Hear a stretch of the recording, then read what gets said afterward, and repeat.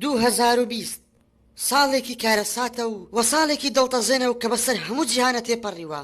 خەڵک هەمووی چاوەڕێن کە بە زووترین کات ئەم ساڵە ناخۆشە کۆتایی پێبێت و بە پشتیوانی خوا ساڵی 2021 ساڵی خێر و بەرەکەت دەبێت بۆ هەمووان. با پێکەوە سەیری هەندێک لە ڕووداوەکانی ساڵی 2021 بکەین.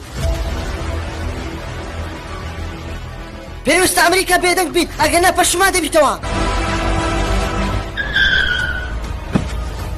ئەرێ تو کۆری نابینی؟ ئەمن دەبینم بەس ئەتو نابینی. دەنگ و باسەش بەپەلا ڤایرۆسێکی نوێی کوشندە بڵاو بۆتەوە لە هەموو جیهانە بە ناوی تراگنۆزدا. چۆنی بابی عەبدوڵڵا؟ خەساوە برا خەریبیم نەکردی. ئەو لە ماوەکە دیارنی. مندارەکانت کوونە؟ قاسم هاشم جەمیل ئەحمەد محەممەد. کاکە مندار نییە.